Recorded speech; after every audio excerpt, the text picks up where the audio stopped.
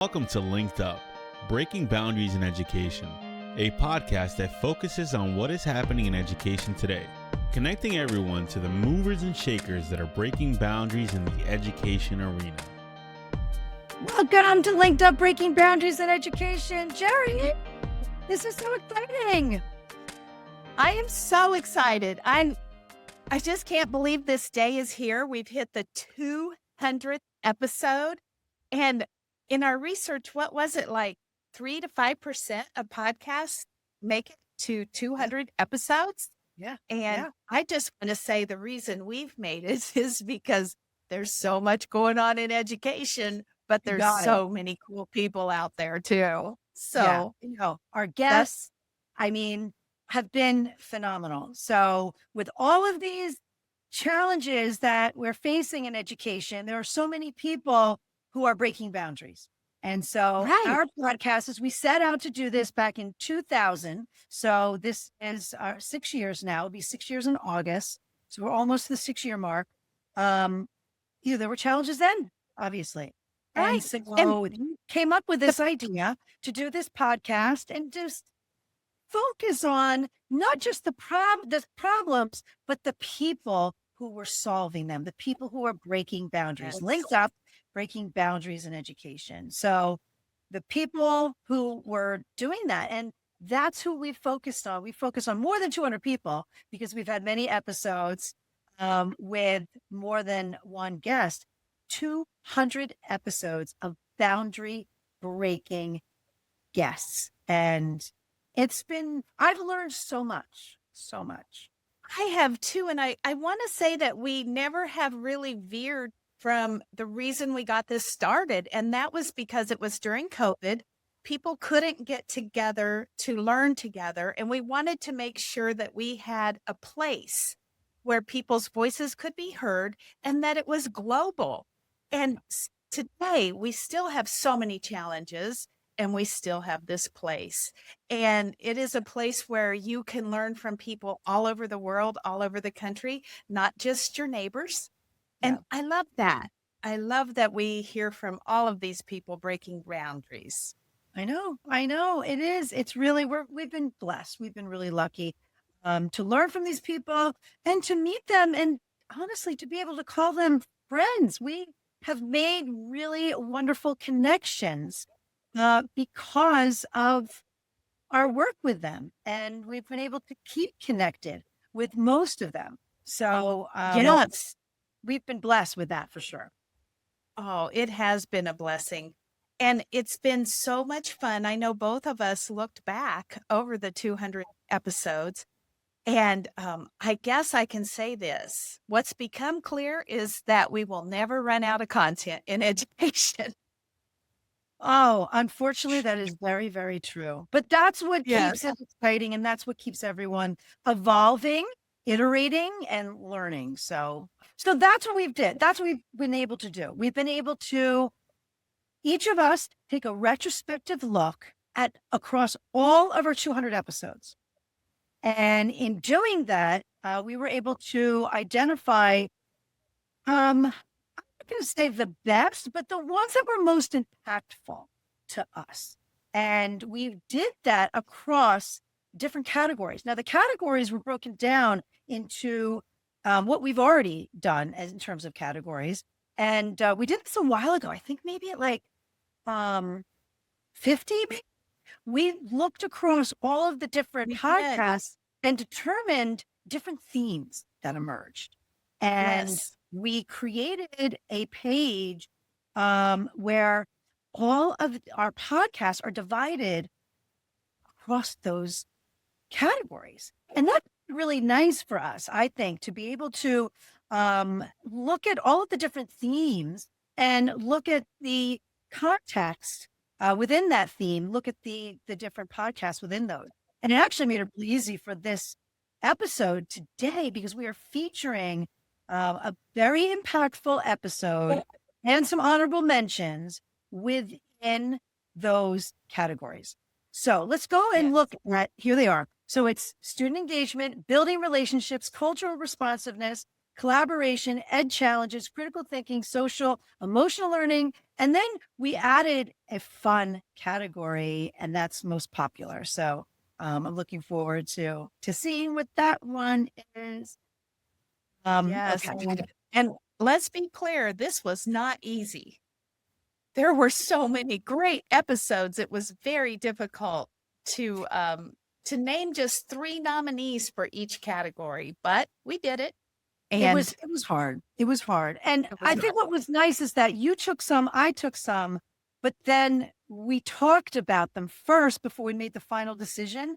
And I think it's funny because there are some podcasts that fall under multiple categories. And you and I, even though we had different categories, there were a couple where we had the same one in our top 3. We did.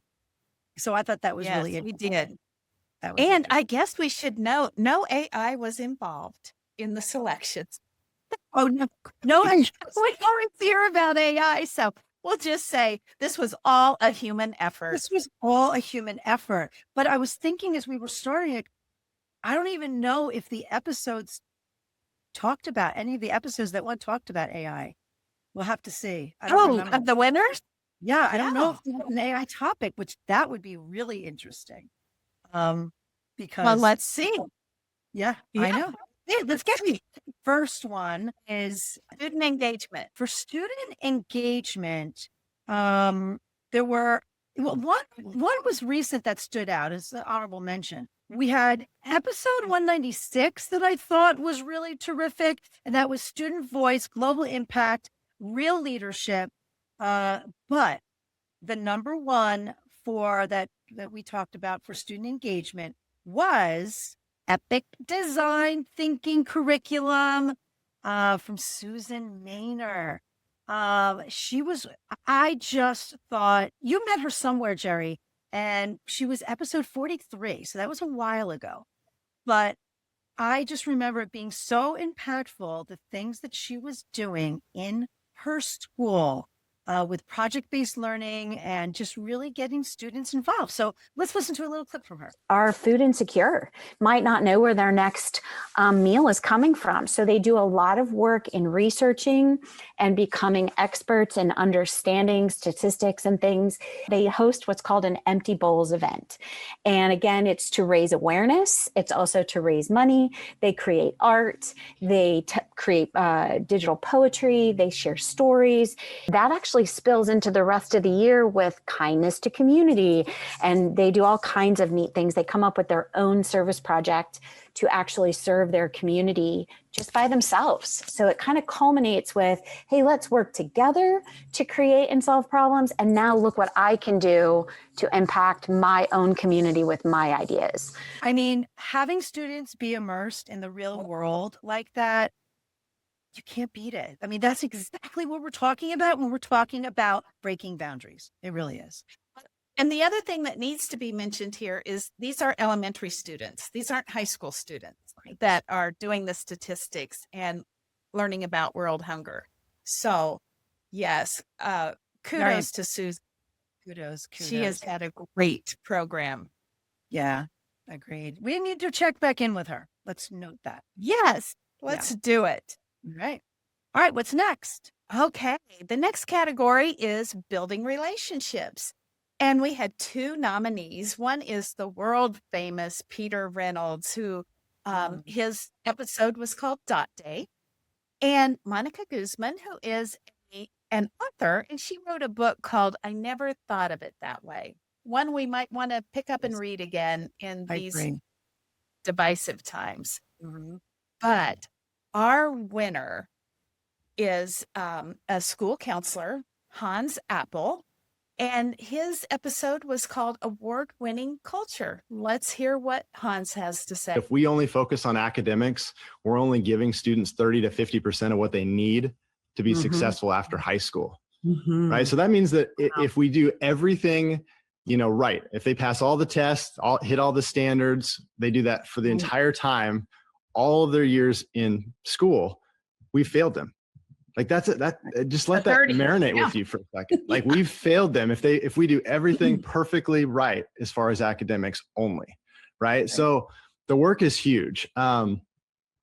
So in my book, I basically break down, in the three big points being character, excellence, and community. So character being, will you do the right thing?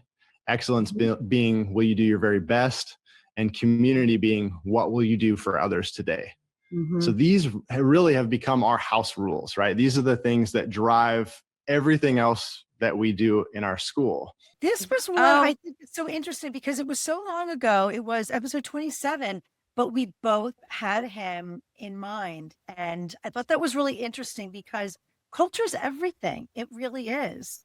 So I think that was part of the reason it was so impactful. But his statistics are true. We can't just focus on the academics. We have to look at the whole child. So I wish we could put this on a billboard for everyone to see that if we only give academics, we're only giving them 30 to 50% of what they need. So important. He is another counselor just like you. So I can see how, it made it impactful for you certainly too. But for everyone. All right, next category is cultural responsiveness. Now we have had so much learning, so many great people pushing our thinking in this area. And especially this started, remember, we started this in 2000. So that's really when we had this, this learning curve. So one of the episodes was episode 104, transformative, restorative and transformative justice. And it was Ashanti Jones. And she was on your list as well. She was, we learned so much from her. She's a fellow Jersey girl. We had her at an event. She was terrific. We've also learned, we had culturally responsive curriculum, but two of these folks have come on more than one time, Ken Shelton and Yuritsa Villalba. And I always call, she's like Madonna. So I always called her Yuritsa. So I have to see if we pronounce her last name right. But gosh, we've learned so much from them. But the winner is episode 63, implicit biases and their ramifications. Now, this, I don't know why we learned so much from everyone, but this was super impactful. And the other, I almost feel like it's a three-way tie, honestly, but we came out with Dr. Alan Fan. You, I think, learned of him through another guest from Australia, I think, on Clubhouse. Remember Clubhouse days when we used to go on? Yes, back in the day. Yes, from Dottie is who we learned of him from. Yes. Right. Yeah.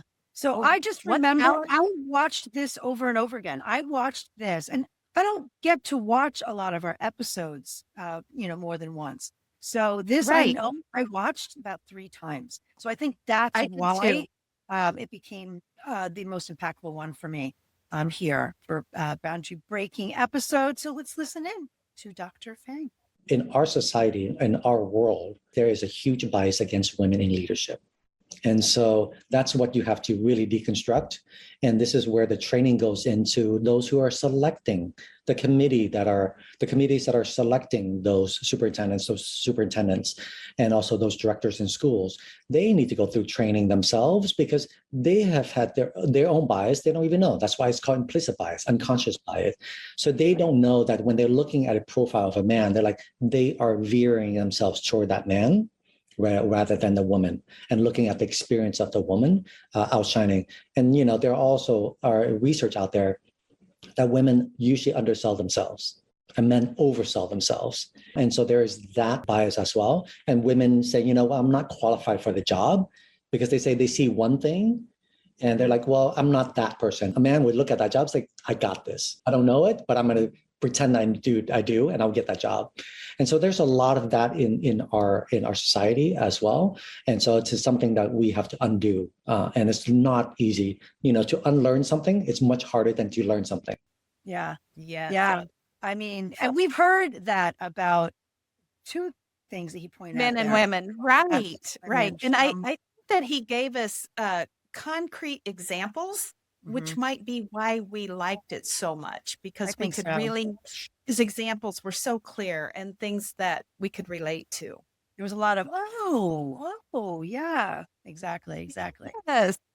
All right. What's next? Our next category is collaboration. And we have 3 nominees for this. The first one was episode 132, and it was actually a group of girls that started a podcast in New Jersey in their school. Brigantine High School is where they are.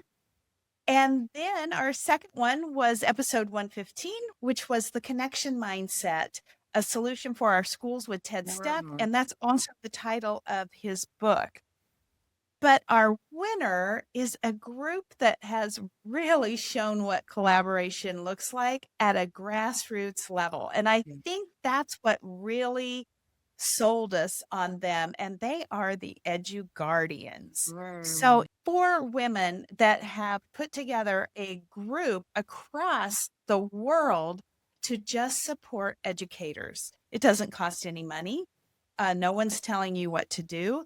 It's just try something out and we're here to support you. We'll help you do better with it. Or if you do well with it and you want to share it, hooray. So the EduGuardians that were here on the episode are Alyssa Fabian, who's better known as Farmer Fox. That's right. Larissa Black, Heather Brown, and Aileen Wallace. I also want to mention that Christine Cloud is part of this group as well, but she wasn't available to be part.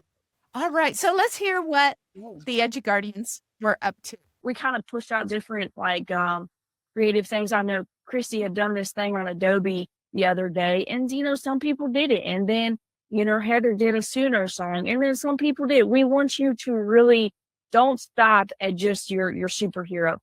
Stay engaged and stay creating throughout, and be involved. That's what we kind of want. Yeah. And I think that's part of our power is that we're not just speaking to people, right? We're not just saying, hey, do this, hey, do that. We are collaborating, right? All the EduGuardians are speaking to each other. This is a community. We are collaborating, which makes it a little different. Like, for example, our newsletter, we feature lots of different EduGuardians. The 5 of us are, putting stuff together, but we are not the power behind it. It's the community. So what I love so much about this is I always tell teachers whenever I work with them, the best teachers are risk takers. And you need support and encouragement to be a risk taker. And I think in this time that we're living, it's even more important to be a risk taker, but also even scarier to be a risk taker. So having a group of, it's a PLN, it's a professional learning network that is global to help with feeling this sense of teamwork, collaboration, and let's do it. Let's try it together. And that's what the EduGuardians are all about. I also want to say that not always do you have other people in your school building that are ready to take the next step in things like AI or something like that. And so this group is so big that you'll find someone out there that's doing what you want to do, and you can support each other. So that is the beauty of it. Yeah, that was definitely a good one. Great choice for that, Jerri. Yes, I agree. Okay. Next up is Ed Challenges. Well, that's like the whole theme of our podcast. So a lot can go under here. But what there are 2 that really out ahead, and then one that really was just, again, another one that I watched several times. So 2 that really were impactful. One was grading for equity. It was episode 120. Joe Feldman. I actually have him as a reference in my book that's coming out on the assessment chapter I have. He just really focusing on how the different components of grading really need to be honed in on, and making sure that it's equitable in that way. Science of Writing for Busy People with Todd Rogers. That was a super popular one. I watched that several times. I even had him come on an event that we had, episode 70. So if you haven't seen that, check that one out too. But top one, we both agreed on this, Jerri. Left to their own devices. Episode 7 with Dr. Julie Albright. I mean, she wowed us. We had her on twice. She wowed us. Just her immersive way that she does research. Really, you know, she lived in dorms, right? For part of her research. So when you talk about research, this is the real deal. So let's listen in. Say I see the constellation in the stars. So the idea that, you know, there are all these disparate studies out there, but I can sort of draw the connections to make those constellations.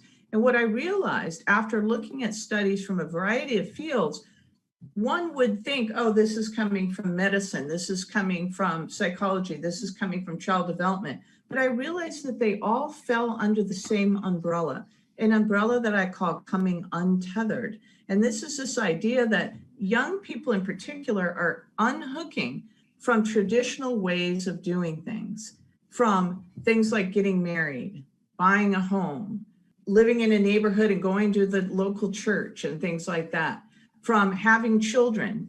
So they're unhooking from what you can consider as a shorthand, the idea of the American dream.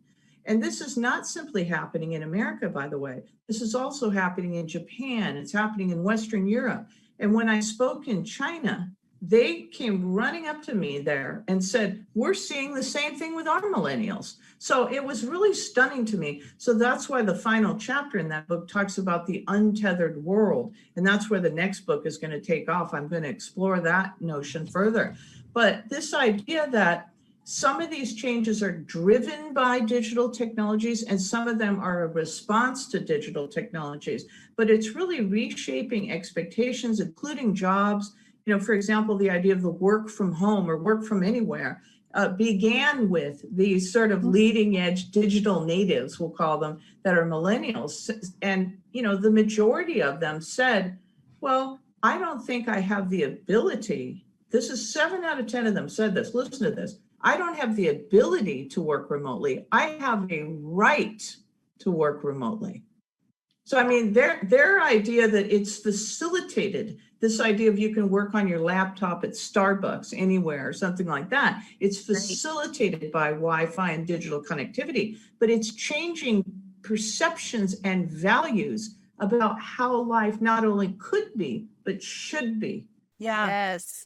So, I mean, then she talked here about, you know, the whole concept of being tethered, but then also the whole book here, Left to Their Own Devices, is, you know, how our world has changed with devices in hand. How the addictive nature and wellness that we need to be mindful of because of that. So, yeah. She's actually a digital sociologist. Digital so she's sociologist, yes. in this niche career where she is just so in tune with what is going on. Just a fascinating woman to always watch. Yeah, I agree. And so we had her on the second time. I don't have the episode number here, but check her out if you haven't. Learned so much. And I think we'll probably have her on a third time because she's writing another book. I think we will. All right, what's next? Our next category is critical thinking, and we had 2 nominees for this area. The first one is Think NATO. And that was the idea of thinking wrong with John Bielenberg.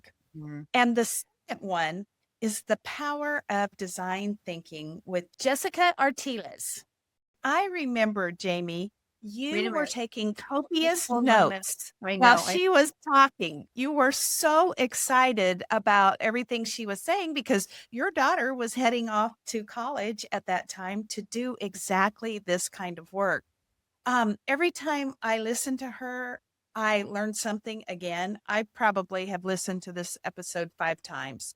So let's tune in and see what Jessica is saying. What is a wicked problem? I know you've mentioned that before. What is that? So a wicked problem are the kinds of problems that we're all facing in the real world right now. It's not a problem that you can find an answer to and put it in a box and box it around because there isn't any one clear answer. The world is a complicated place. There's a lot of complicated individuals at the center of these problems. So when you think about a wicked problem, sort of a New England way of saying wicked hard, right? You're thinking about problems that involve different people and by nature, different perspectives, which means that there isn't going to be any one singular truth. There's going to be different perspectives that you're going to have to reconcile. And so one thing we do a lot in design thinking is that we diverge and then we converge.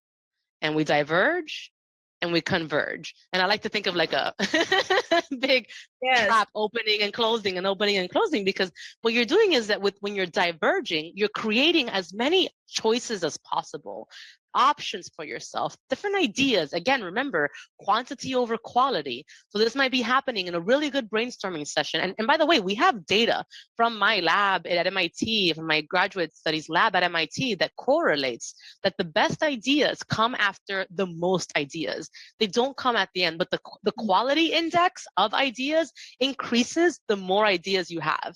Imagine that. You're kind of like flushing a system, right? Imagine you have like old pipes in there and you're trying to get these ideas out. So what's going to come out first is the rusty old waters, right? Before you have that good, clean, pristine water. So if that can show, not tell you, that can help visualize the idea for you.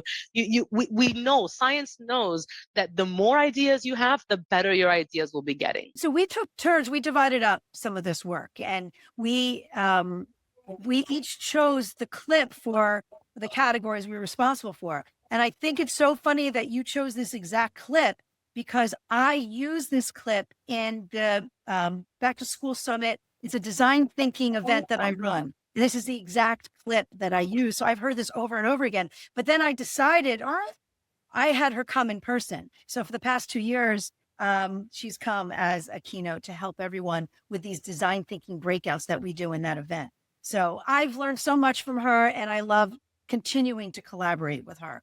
So, and I think we can all take away that the best ideas come out after the most ideas. Even crazy, silly ones you throw out there are helping you to get to the best ideas. I love that. Flush them out. Yes. That's what's so powerful there. So I love that we had Jessica. Okay. So up next, we have social emotional learning. So in this category, actually, it's funny. There were 2 episodes that were impactful to us, and they were both from Jersey. Alicia DiLorenzo did an episode on making mattering matter. Remember that one? 108. She was so terrific, and we actually had her at our Diversity, Equity, Inclusion, and Belonging event do the keynote. She is phenomenal.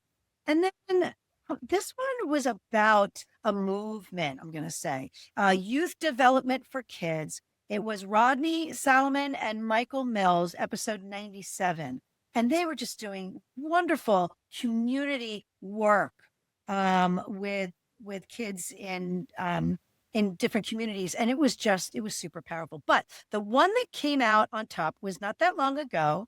And I don't remember where you met her, but Suitsa Donev, and the episode is Inside Job, episode 181. And she's just Suitsa. She's very sweet. But coming out of that episode, I just was floored.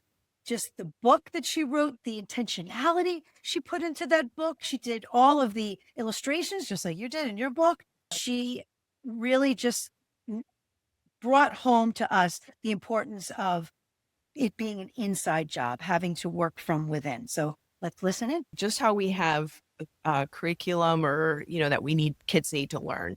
We also are actually born with 5 core biological needs. They're innate in us. And those are connection, attunement, autonomy, trust, and love.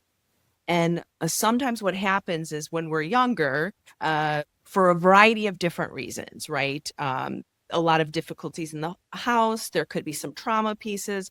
Life could have just kind of gotten in the way, for lack of better words. Those can actually get compromised. And so what ends up happening is you end up picking up behaviors to help support getting those needs met. But those behaviors are almost like a false self. Like they aren't behaviors of your natural flow. It's just so to kind of keep you safe.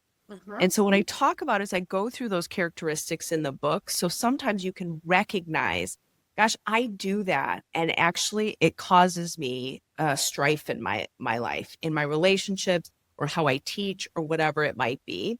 And so I go over kind of like those signs, but then a little bit, and through storytelling, also through my own experiences of myself, or even clients I've had in my therapy chair, right?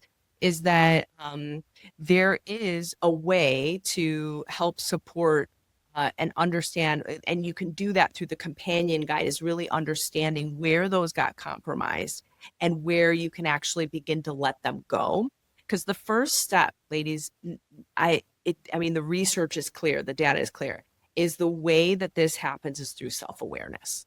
Yeah. And if you're not aware of it, a lot of the times when I've gone to conferences and I've taught this, I mean, people have come up to me and they're like, I've actually never known that about myself, because they've never been exposed to it. Yeah. So it's this idea of is understanding the things you can let go, and understanding the healthy way connection, attunement, autonomy, love, and trust can be built. All right. So those were our categories.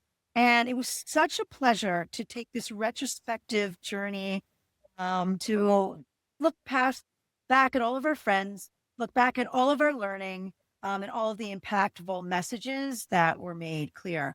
We have one more that I think is kind of fun, Jerri. Why don't you do this one?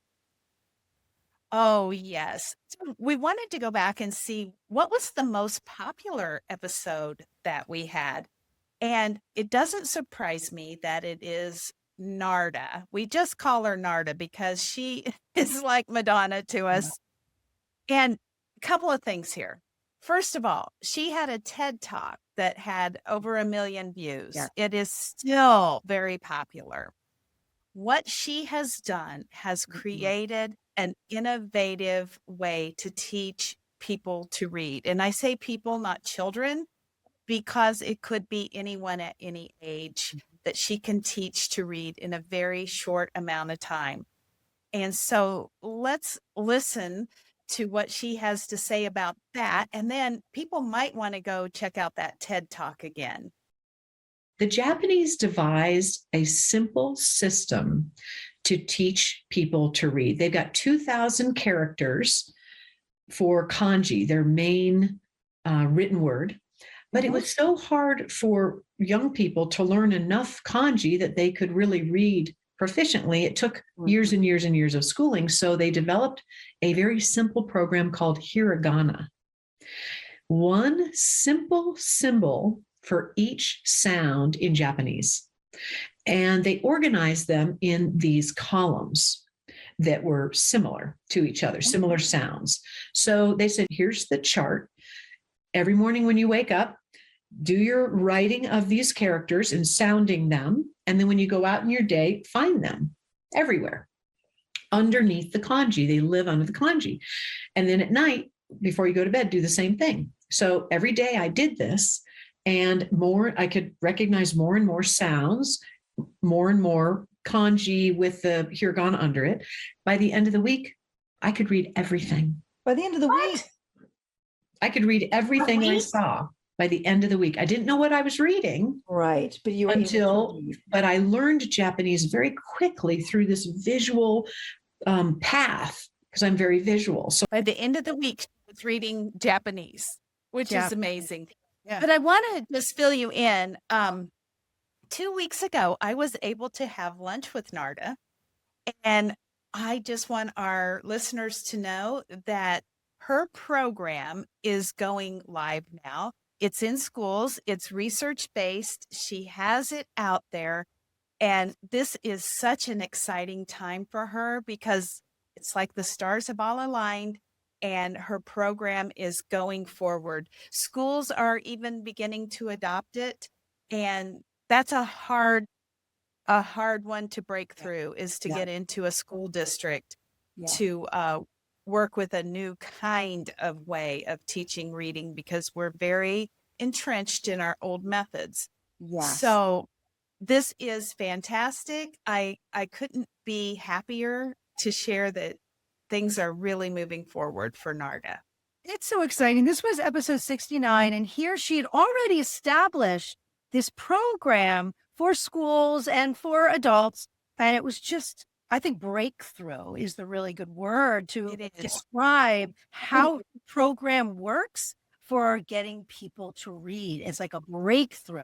And, it's breaking boundaries because it goes against, as you said, the traditional way of that sticky way that we just seem to keep going back to of teaching to read. So this is out of the box and you've got to check it out. Back then she had the program in place and it was all physical and she still has the physical, but now she's moved to this digital platform that makes it a little more equitable. So, it's just super exciting. So we have to have her back on. What was the number? It was 1.1 thousand views and listens, but views, especially on YouTube. So, love it. That was the most popular. And then we had some others that were not far behind. I think, actually Todd Rogers was one of those up there. So anyway, this was so fun, Jerri, that we got to spend the time separately and together, just digging into our past episodes, all of our friends that we've made over the past 6 years, and, highlighting great work that they're doing. So it's been a pleasure. I see this as such a privilege that we get to provide this content to educators for free. And I have to say, thanks to ClassLink, we don't mention ClassLink a lot, but our CEO is he's so committed to learning and continuing to learn. And so we're making sure that people can get free CEU credits. We are bringing them the best content of the best people out there. You could never get all of these people to come to your school district. You could never afford it. No. So it's just a privilege that we get to do this. It is. And it is so special that ClassLink makes this a priority after all these years, still doing it. It really just speaks to, as you mentioned, Berj Akian, our CEO, his integrity and his love of learning. So it's really special that he supports us in doing this. And you mentioned the CEU credit, Jerri.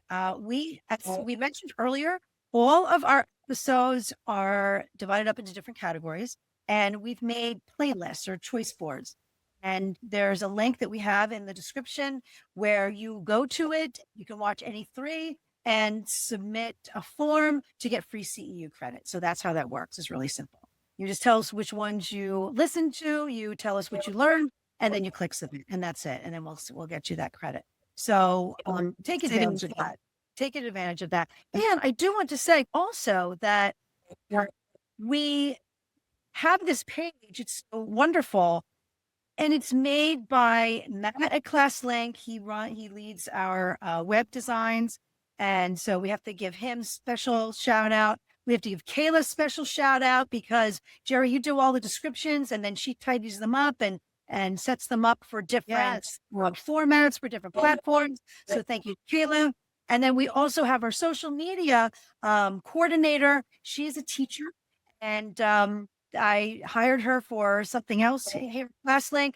And I asked her if she wanted to do this because I thought she'd be great. And she is great. So she does all of our posting for us. Caitlin Lyons, she's phenomenal. So thank you to her.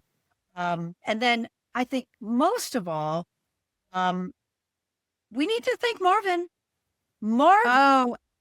Well, he's been here. She's playing the audio today. He's doing the slides for us today, but he makes us look good. He makes us sound good. He is our producer at Bravery Studios. So we adore you, and Marvin. I just want to say about Marvin, I was telling him before the show that his consistency and his kindness, and he's soft-spoken.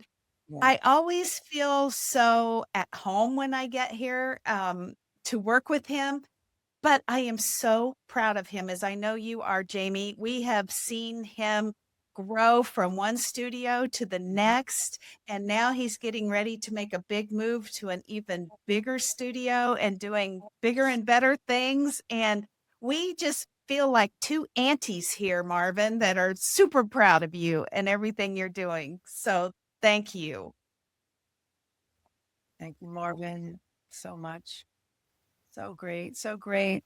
We've been in really good hands. So congratulations to all of the winners. We're going to send nice little plaques so that you have them. And we'll announce these on social media. So watch for that. But thank you to everyone who has joined us. And thank you. We already have scheduled right now. We're doing this. This is May of 2026. And we already have guests lined up through the rest of the year. And we have people now email us and ask, can we come on your podcast? And we're like, please, yes. So it's been so nice that people listen and they're hearing from all of you and they want to hear more. So we love that you want to come on and share what you're doing. So let us know what you're doing and we'd be happy to have you. And we'll start booking you in 2027, apparently. Yeah. And go back and watch some of these podcasts because they're great. They really are. We've been blessed. And I have to say, most of all, Jerri, it's been a joy. 200 episodes to work with you. You are a shining star, and I love to partner with you. Oh, I was thinking the same thing this morning as I was getting dressed. What a great team we've been.